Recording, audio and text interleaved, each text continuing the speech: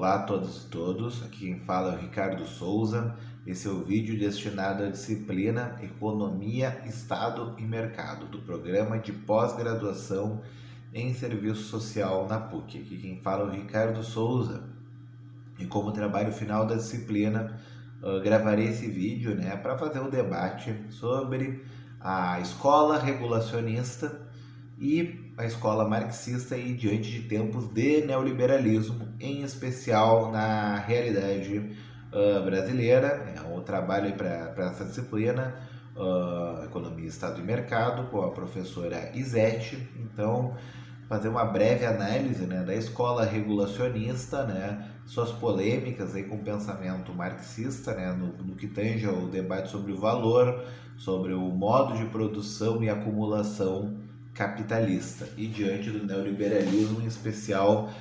na realidade brasileira. A escola francesa da regulação, ela surge nos anos 70, na França, em Paris,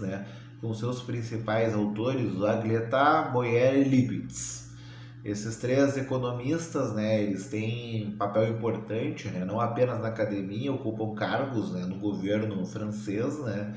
e eles vão representar aí na visão do Rui Braga, como um reflexo aí de uma derrota, do pensamento marxista dentro da França e também uma derrota aí não apenas do pensamento, mas do projeto keynesiano, do projeto chamado dos 30 anos gloriosos na Europa, Foi um período do pós-Segunda Guerra que, principalmente os países centrais europeus, tiveram um crescimento econômico elevado, com um aumento elevado do consumo, e um aumento do salário, das condições de vida da classe trabalhadora nesses países. Foi esse projeto keynesiano, projeto do chamado welfare state, do bem-estar social europeu, que segundo a Rosa Marx, algo especificamente datado na história, é um processo muito historicamente demarcado por um pós-guerra muito destrutivo, foi uma guerra muito destrutiva, em boa parte do mundo, em especial na Europa ocidental, e também havia uma grande ameaça soviética logo ao lado, havia um medo que os processos revolucionários ao longo do século XX inspirassem a classe operária a fazer revoltas, a fazer processos revolucionários. Então, o plano econômico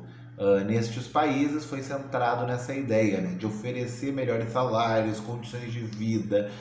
políticas sociais, salários indiretos, saúde, educação gratuita, para fomentar o comércio, principalmente de bens duráveis, automóveis, eletrodomésticos, aí, criar um sonho aí para a classe trabalhadora de inclusão no capitalismo pelo consumo. Porém, esse modelo que foi chamado os 30 anos gloriosos, ele é historicamente demarcado, e até hoje, principalmente os autores de escola keynesiana buscam retomar esse fenômeno, retomar esse modelo dentro do capitalismo, E com essa crise dos anos 70, da estagflação, que é o que motiva a obra desses autores, do Aguilera, do Boyer, do Lipitz e outros autores da chamada escola francesa da regulação, eles buscam, diante dessa crise, uma saída ao remédio que foi aplicado inicialmente na Inglaterra, nos Estados Unidos, mas especialmente no Chile, que é a saída ortodoxa, a saída neoclássica, que é o neoliberalismo.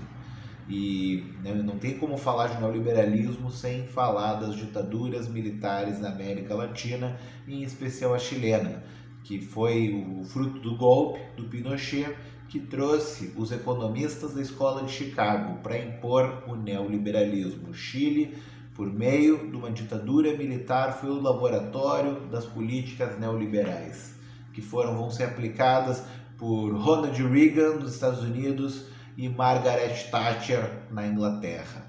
E a escola regulacionista francesa tenta um contraponto dentro do modo de produção capitalista por meio da escola da regulação. E a escola da regulação, ela enxerga que o problema dessa saída neoliberal é justamente essa desregulamentação do mercado financeiro, esse funcionamento sem o controle estatal, e eles buscam, né, manter o que eles chamam de sociedade salarial e a preponderância do capital produtivo sobre o capital especulativo. Criam um antagonismo que não é real dentro do modo de produção capitalista, ou nunca foi, né? Porque hoje em dia, com o processo de capital monopolista, a tendência é o capital industrial e o capital financeiro se juntarem. Então, não há como separar o capital produtivo, que é bom, que emprega gente, que permite uma melhor condição de vida, ao capital financeiro, este que apenas especula, apenas parasita aí nas palavras aí do Paulo Nakatani, né? Então é um debate importante, né? O Agliettar, ele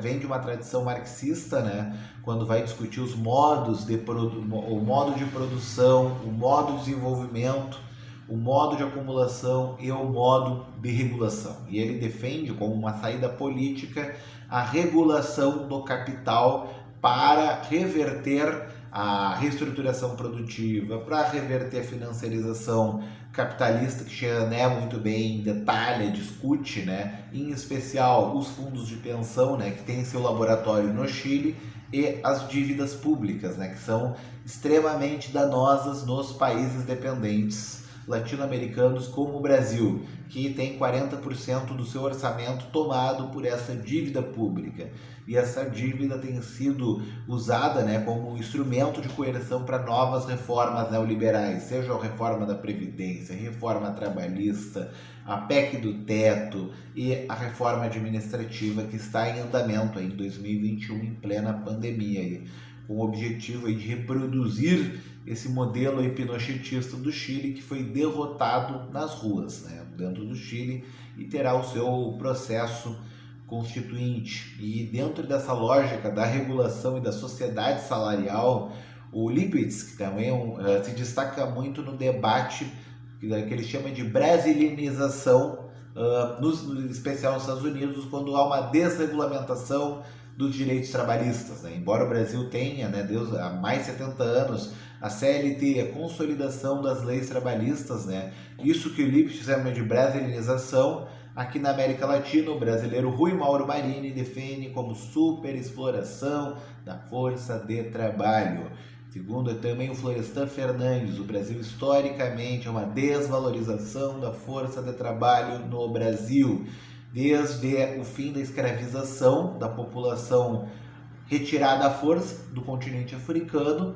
e ao longo do século XX, né, o processo, né, de urbanização, de industrialização do Brasil não foi acompanhado da garantia desses direitos. Houve uma série de greves, manifestações, e Getúlio Vargas, né, cria a chamada CLT, né, e coloca, né, atrela os sindicatos ao aparelho de Estado. E esse é um período, né, que mesmo com essa legislação trabalhista, que nunca foi um direito garantido à maioria dos trabalhadores e das trabalhadoras no Brasil, vide o fato que ela não se estendeu aos trabalhadores rurais, que havia o interesse em trazer a força de trabalho para as grandes cidades até a Constituição de 88, ou seja, dos anos 40 até os anos 80, levou quase 50 anos para serem reconhecidos os direitos trabalhistas no meio rural. E um país agroexportador como o Brasil, isso é extremamente grave. E com a vinda dos trabalhadores para as grandes cidades, né, o campo já havia menos pessoas, né, e iniciamos, né, nos anos 90, nos anos 2000, um processo aí de precarização do trabalho, da informalidade do mercado de trabalho, né? Se ao longo do século XX havia interesse, né, em ter o trabalhador com carteira assinada para recolher impostos e contribuições, hoje não há interesse da parte do Estado brasileiro, que impõe, né, uma série de contrarreformas, uma série de medidas, né, para aumentar o grau de exploração da força de trabalho, extrair mais-valia absoluta e relativa. E nesse processo, né, isso está se estendendo pelo mundo. Rui Mauro, né, em 96, traz, né, que a superexploração, embora seja uma característica centrais de países periféricos dependentes, a superexploração ela também passa a se impor nos países centrais, como os Estados Unidos, a Europa, né? Que nem os países centrais estão conseguindo manter um modelo de desenvolvimento capitalista que mantenha os direitos da classe trabalhadora, que mantenha as políticas sociais e que mantenha, né, por meio de uma regulamentação, conter, né, a sanha do capital financeiro, né, que quer continuar lucrando, especulando por meio do Estado, por meio das políticas sociais, por meio da exploração da força de trabalho. E há uma grande divergência, né, do Agletá, do Lifts, Boyer, com a escola marxista, né, chega a um ponto, né, que eles rompem, né, com a hipótese do valor trabalho, né, do valor advindo da exploração da força de trabalho, né, e rompem principalmente, centralmente, com a perspectiva da luta revolucionária, para destituir o sistema capitalista. Eles buscam uma saída dentro das instituições do regime capitalista, dentro do parlamento, dentro do governo, colocam o papel do Estado como mediador, que é uma hipótese aí que foi defendida aí por outros autores, né, os contratualistas, o Weber, mas rompem com Marx no debate, né, do papel regulador do Estado, como se ele pudesse, né, criar regras, criar mecanismos, né, tais como a auditoria da dívida, tais como taxação de grandes fortunas, que são importantes bandeiras, mas não são suficientes, né, frente ao enfrentamento ao capital, né, e sua lei tendencial histórica, né, de queda da taxa de lucro, que produzirá inevitavelmente novas crises, né, e para contrarrestar essas crises, né, o capital vai buscar o aumento da exploração da força de trabalho, ou seja, piorar a qualidade de vida das populações trabalhadoras no Brasil e no mundo. E eu concluo aqui esse vídeo, né, já há um tempo longo, né, que de fato a escola regulacionista tenta reproduzir um fenômeno que é historicamente marcado, que são esses 30 anos gloriosos, que não chegaram nem a ser 30, né, mas foram um período histórico específico da centralidade do capitalismo, né, e até o momento dentro do capitalismo não se comprovou estender esse padrão europeu de bem-estar social a todos os povos no mesmo período histórico, sem que haja colonialismo, sem que haja a superexploração da força de trabalho. E com essa crise dos 70, né, e o fim do acordo de Bretton Woods, né,